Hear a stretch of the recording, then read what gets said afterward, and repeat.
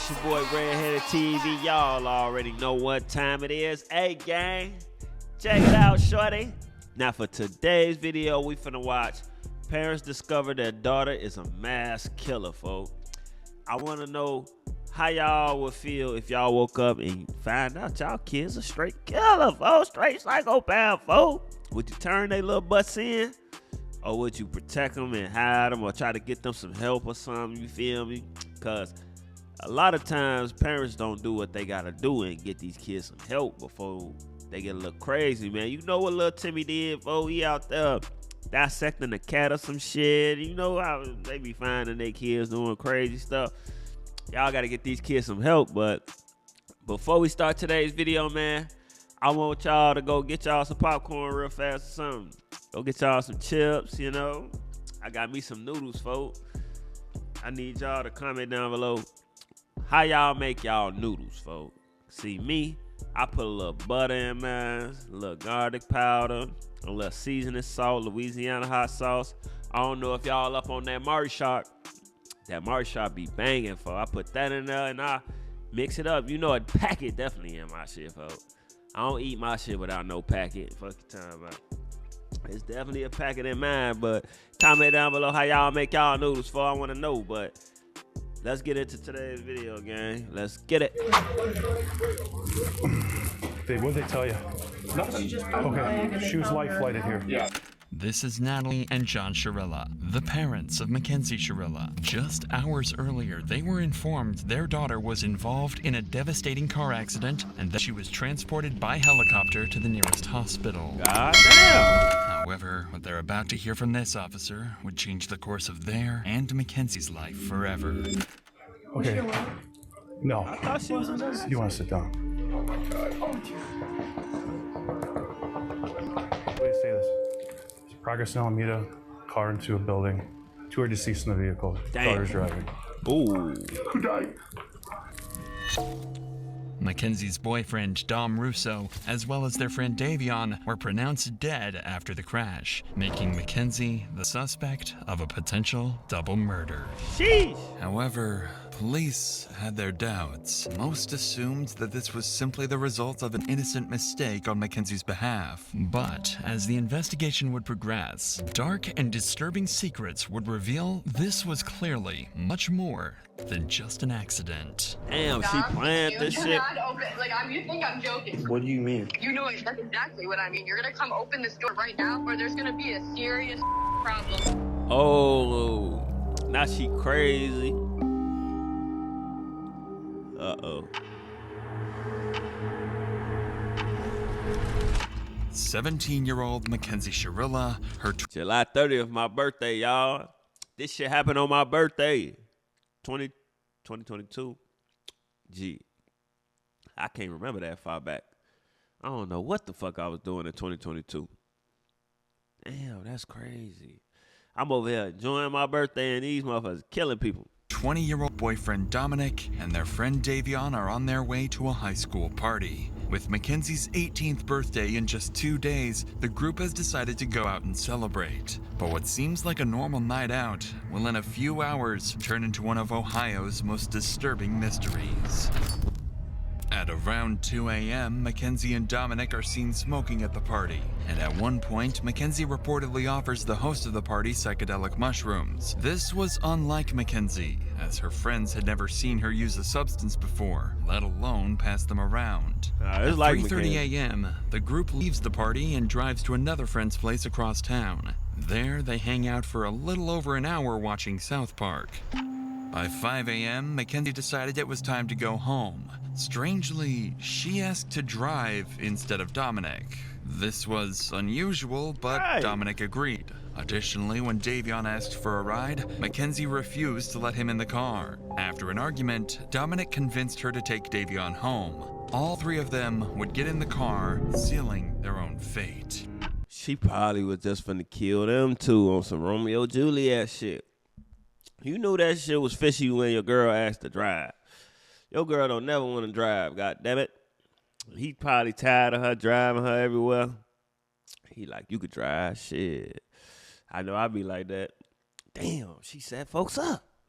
At the intersection between Pearl and Progress Drive, CCTV spots the car making a turn off course from Davion's house. Instead of driving along Pearl Drive, the car turns onto Progress Drive, a road that ends abruptly with a brick wall. CCTV would spot the car rapidly start accelerating, going from a calm 30 to over 90 miles per hour. In the very last seconds, an intense turn would take place, leading the car to narrowly avoid slamming into a tree. But it would be too late, and the car would speed into the brick wall. Yeah, she playing that. The crashed car would remain undiscovered for 45 minutes, until 6:15 a.m. when a passerby on a motorcycle would discover the destroyed vehicle. About 10 minutes later, law enforcement would arrive, and through their body cams, we can witness the horrific discovery they would make.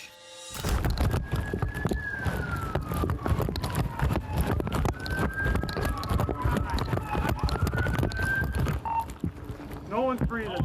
Bust that window out. All right. Oh my God. They was over there for 45 minutes. Who can hear my voice? Who's in here? Drivers.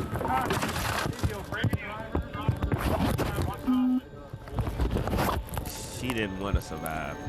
Oh, shit, hey. This is bad, guys. She's alive. We got to get her out. Here, all right. Reach up and unlock this door. Let me see your knife. Let's cut this thing out.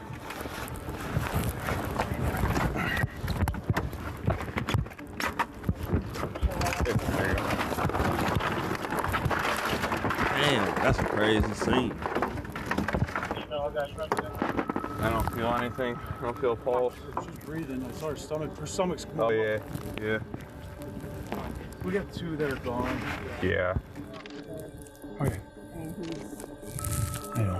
Jesus Christ. This is the worst I've ever seen. How old is Dominic Russo? 17? 19? Rest in peace, buddy. Inside the car, officers quickly confirmed two victims as deceased. 20-year-old Dominic in the front passenger seat and 19-year-old Davion in the back. But one person has survived. The driver, Mackenzie Sharilla.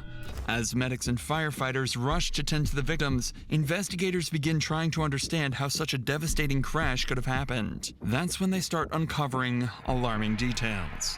It looks like they even went off the road up there. They did. But I mean, if you're hitting a building that hard, I just can't believe all the people that work up here, that are up here all night long, no one heard. They're in factory type settings. Yeah, well. And it's dark over there. That's insane though. Once they get her out, I'll go over to this building because I think there's a camera on the front of that building. I don't know if it's working, but I can always ask. As authorities work to save Mackenzie, the man who initially called 911 to report the incident arrives on the scene to give his side of the story. Appreciate you giving us a call. Yeah. Someone in it, obviously. Yeah. Yeah. All right. Yeah. So. That's a bummer. I didn't want to get stuck, and I'm like, I ain't fucking. I don't know what's going on. Right. No, I appreciate you giving us a call. Absolutely appreciate it. They fucking were hitting it, man. Yeah. I mean, obviously, because I saw that front end. They definitely hit it hard. Fucking destroyed. Right. All right. Well, what a way to start your Sunday. I guess better than theirs. Huh? Right. I appreciate the call, sir. Thank you. Officers would file the crash as an accident, stating that the driver appeared to have attempted to steer off course but was unable to regain control. Mackenzie was diagnosed with a condition known as POTS, which can cause dizziness and fainting, something officers believed may have contributed to the crash. The presumption was that a combination of Mackenzie's medical condition and drug use had likely led to the tragic crash. However, one detail worried officers. There were no signs of braking anywhere, and officers would soon begin to discover why. I've personally been told that she did voodoo on him. She was scared that she was going to make him crash the day before the actual crash. So I feel like that's what she was trying to do, was crash the car into the wall. As police continue gathering evidence from the crash site, one officer heads to the hospital to speak with Mackenzie's parents. At this point, all they know is that their daughter was in a serious accident. Oh, God help me. What'd they tell you? Nothing. She just okay. She was life flighted here. Yeah, I wouldn't know that. Okay. No. You want to sit down? Oh, my God. Oh, Wait, say this. There's Progress in Alameda, car into a building. Two are deceased in the vehicle. Daughter's driving. Who died? Because one that we don't know, his name's Jacob. Does anyone know Jacob? Dom? No, stop. Let him talk. Guys, I know, we've been dealing with this. Your daughter's okay. She's talking to us. I talked to her, okay? Your daughter's alive, okay? Your daughter's alive. She was driving me, okay? Who's that? Jacob and who? I think, what's the name you said? Dom? Might be. Oh my God. Stop. What's his relation to you? Okay, yeah, then Dom was in the car. Stop. Oh my God. What? Are you kidding me? It's right now, it's an ongoing investigation. Speed is definitely a factor. Y'all worried about y'all daughter. I mean, of course she's supposed to worry about your daughter. She said, fuck them other kids. She said, wait, let them talk. Like she just was dismissing the other kids. It's sad for all the kids. So are drugs. Dom is dead? Dom is dead? Is that what you're saying to me? Look at me. Is that Dom is dead? There's no easy way for me to say anything right now, man. Dom, This is a serious situation. Dom with curly. I thought the same Dom. Maybe it's a different Dom. It could be a different Girl, how can it be a different Dom? Stop being crazy. Does she know about their third? No, not at all. We're gonna keep it that way for. Okay, she's getting worked on now. Okay. Full transparency here. There's drugs in the car. She had a bag of mushrooms on her and a scale. Full transparency, guys. I'm sorry, I'm ripping the Band-Aid off. Okay. Drugs in the car. So she was awake but not awake. So she was like not. In and out of consciousness. She can be fully extracted from the vehicle. IFD. I know she has a severe leg injury. Like I said, she was speaking, and she had her seatbelt on. Mackenzie was the only one in the car wearing a seatbelt, which was why she was the sole survivor. If her intention had been suicide, it's unlikely she would have taken that precaution. This detail would later become important to the investigation. Yeah, that would probably saved her life. Nah, but dudes don't like seatbelts. She had a seatbelt on. Oh. I don't believe the others did. Mackenzie's parents would take the news relatively well, relieved their daughter had survived. But officers now faced a much harder task, telling Dominic's parents. Remember, at this point, they didn't even know their son had been in an accident, let alone that he had passed away. It's sad. It's sad. It's the hardest Hi, Christine. part. Hey, can I talk to you real quick? Yeah. There was an incident that we believe Dominic may be involved. What? Both Davion and Dominic are deceased. Oh God! Sit down. Just sit down. Oh my God! Go ahead, take a seat. So, You know what time it happened at? no, we don't. Right now, what we do know 100% is somebody called it in, somebody passing by at around 6:15, 6:30. Oh, did what? The car was just smashed somewhere? Yeah, so what it appears that happened is they were going westbound on Progress from Pearl Road. They went Right here in Strongsville? Yeah, in Strongsville. That business that's right on Alameda, right where Progress ends, that's dead ends right there. They hit that building. They hit the sign out front and then they hit the building. Did they fall asleep at the wheel or something? Don't know. We don't know that. We don't know that. So 2 kids are dead, my son's dead, another kid's dead, and the girl's in the hospital? She's in surgery right now. Oh my God, huh, Chris? I mean, another family member or friend or anybody that you might want us to call on your behalf? No. I would have jumped out there. Fucking nightmare. Hey, somebody called in at 6:30 in the morning? Between 6:15 and 6:30, yeah. Came upon it, passing it by. Yeah. Oh my gosh. This is fucking horrible. She was in her car? It was in Mackenzie's car, yeah. Yeah. Oh my gosh. Is she naked or you guys don't know? We right now we don't know. She's in surgery right now, so we don't know. What a fucking nightmare. 3 weeks would pass, time that Mackenzie would spend in the hospital recovering. Her condition would improve significantly, eventually allowing her to leave and return to her normal life. The community mourned the tragic loss of Dominic and Davion, expressed sympathy for Mackenzie, who had just gone through the trauma of losing both her boyfriend and a close friend. But soon, strange things about Mackenzie would start to surface. In the weeks that followed, it seems Mackenzie thought everyone concluded the crash as a tragic accident and nothing further. Mackenzie would never attend Dominic or Davion's funerals. On social media, she would brag about her drug use, claiming she could, quote, do more drugs than anyone and still live. And then, on October 31st, 2022, Mackenzie would go to her first party since the crash, and her costume for the night would be a detailed corpse with fake blood smeared across her mouth. Mackenzie's parents even went public to defend her outfit, saying she, quote, deserved to have some fun after. Come on, man. She rubbing it in y'all face, folks. You got to be a dumb idiot to post anything. You know they watching you, folks. They watching you. They going to be watching you for a long time. Come on, man. You can't be that dumb. After the accident, there also appeared to be a mysterious source of income. Mackenzie was spending thousands of undocumented dollars on designer clothing, and she wasn't hiding it either, openly bragging about it online. What's that little website? What's that website that be on TikTok? Y'all be...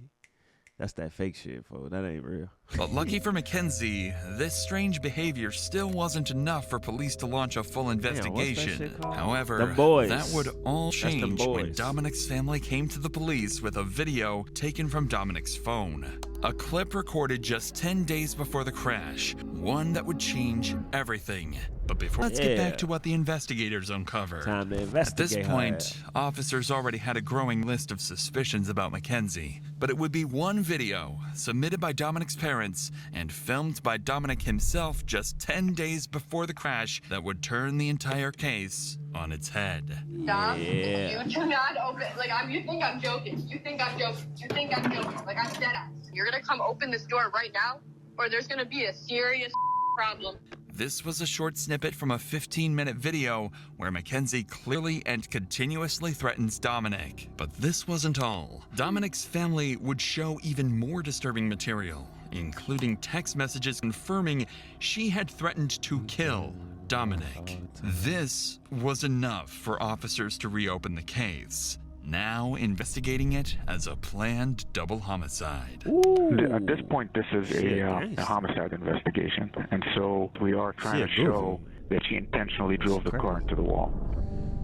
Shortly after the investigation began, police would begin interviewing several of Mackenzie Chirella's friends, family members, and individuals from the community. This would prove to be very insightful.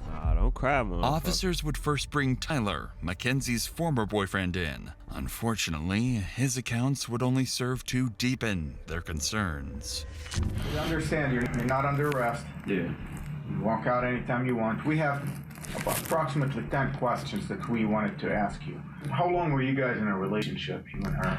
Well, we were all friends in a friend group at first. I ended up dating her for a little bit, probably over the summer. I was only dating her for probably a month and a half or 2 months.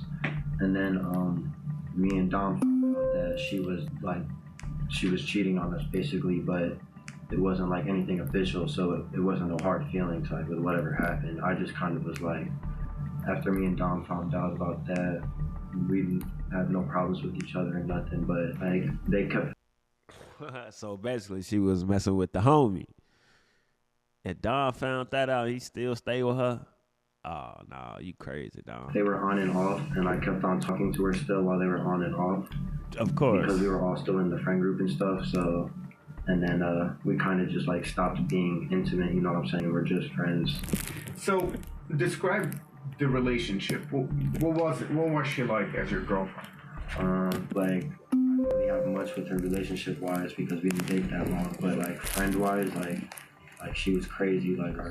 She mentally just not all there. Yeah, I don't think she's just mentally all there. I personally feel like she was trying to. in that crash, and she failed on doing so. Why did Dom put up with this? Why does y'all want to be a crazy girlfriend? You know?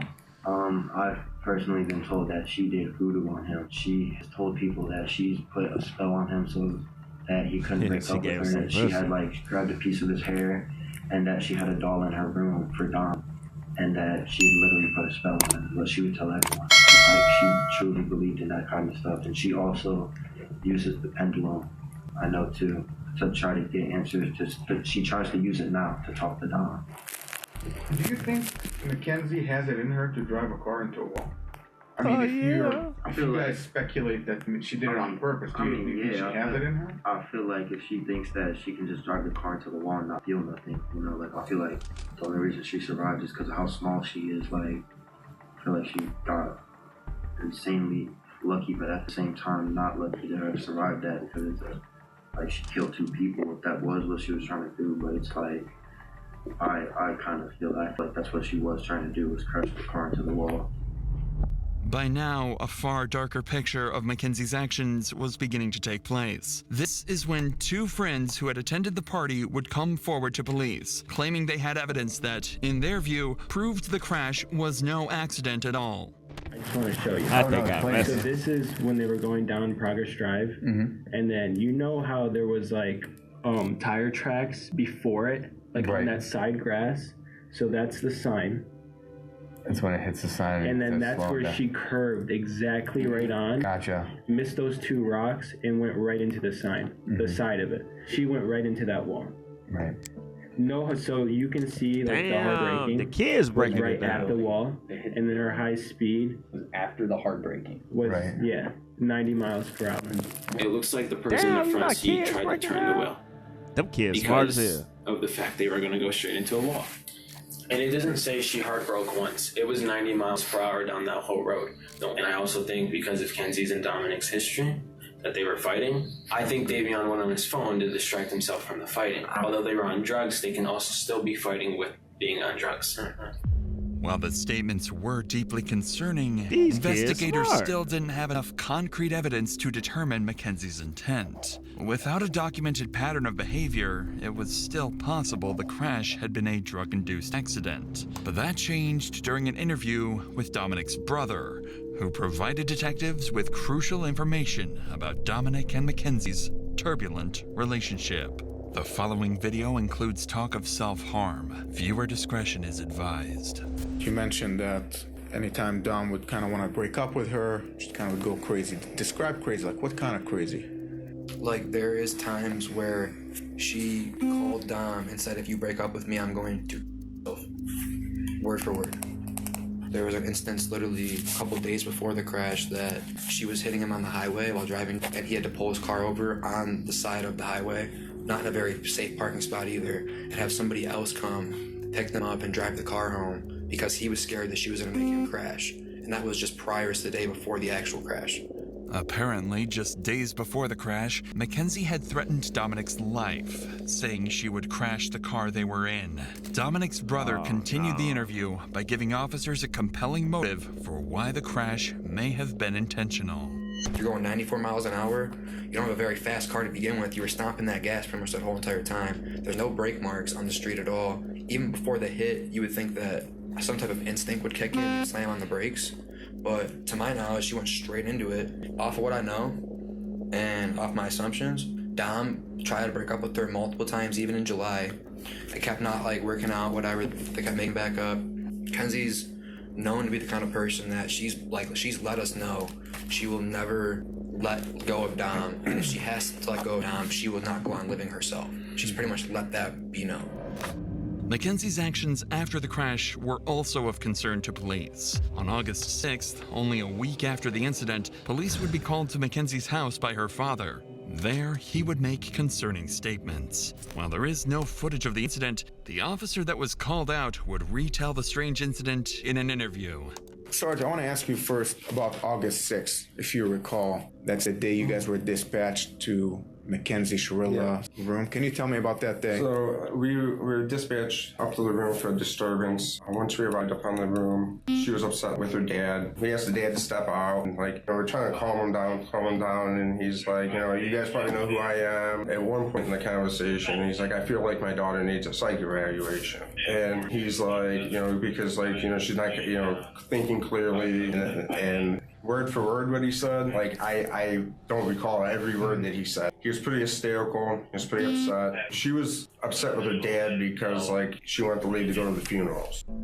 During this interaction, it became clear that Mackenzie was deeply upset with her father. Despite creating a shrine for Dominic, regularly posting on his Facebook memorial page, and wearing his clothes, her father hadn't allowed her to attend Dominic's funeral. It appeared that Mackenzie was truly mourning his death. But around this time, police managed to gain access to her phone. What they uncovered didn't just explain her mysterious source of income, it also hinted at something far more disturbing.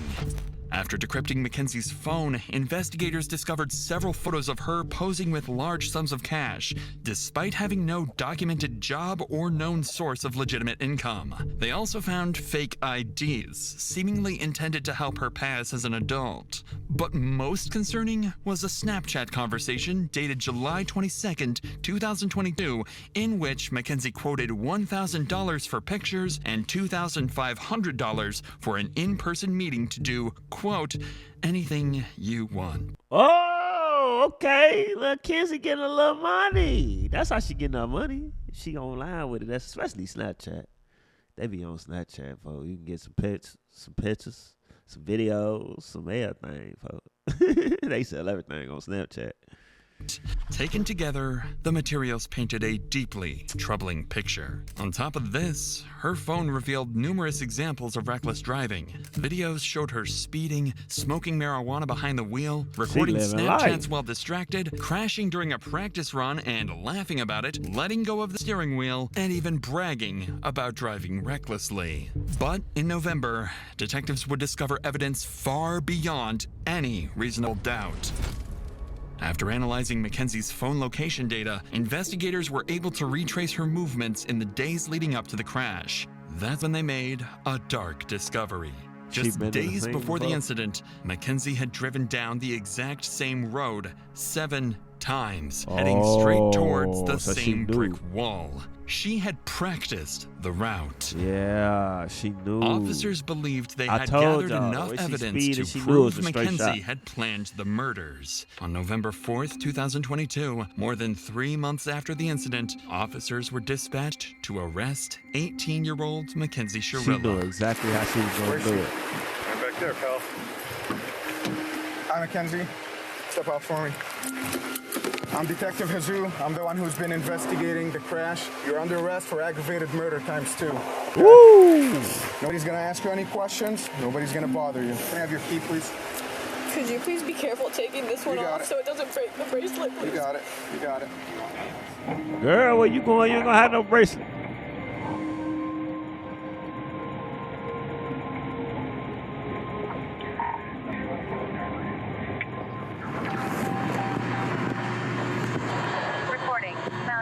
Wi-Fi connected.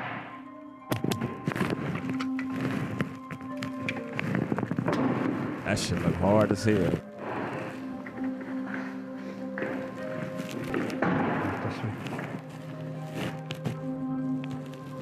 Stand right by that black net.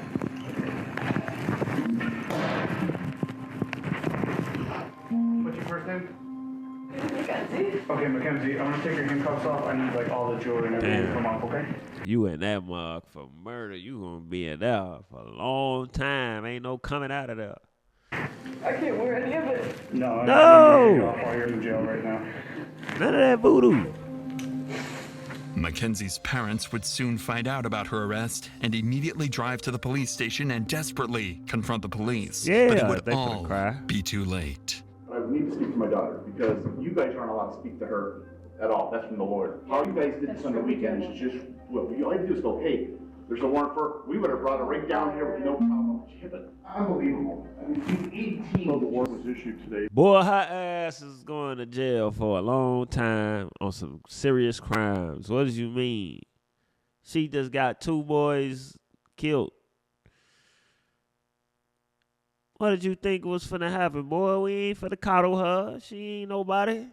She a criminal. You made a phone call, couldn't you? You had your creeper out in front of my yard watching. So. Right, an so. adult, you can't take any phone calls right now. Okay, well, I still need to speak to my daughter so she understands what her, not to say anything to you guys. I mean, if had to roll out the whole mask to pick up an 18-year-old girl who can hardly walk out of a hospital. I'm sorry, she a criminal. Just beyond me. So we follow the law, and that's what we're doing today? Yep. Am I going to have No. conversation with her? You cannot talk to her while she's here. Why doesn't she get a phone call? If you arrest her, why don't she get a phone call? She was just brought in. They're going to process her as soon as they get the time for her to make a phone call. She will be able to make a phone call. She's a lawyer. She does have a lawyer. She is 18 years old and she could speak that. Yeah, but she's a dumb 18-year-old that just turned 18. And these guys are going to take advantage of her. She's not allowed to speak to you guys. I'm telling you that. Her attorney can call us. Don't ask her any questions. She's not allowed to speak to you. Her parents don't want Mackenzie to talk and demand a lawyer is present. Mackenzie is going to need that lawyer, as she's going to have to face the consequences of her actions in a court of law. She's tried as an adult and decides not to be tried by jury, leaving her fate to a judge. Despite the defense's claims that she lost consciousness, the evidence against her proves this claim was a lie, and the prosecution believes she crashed the car as an easy way out of the relationship.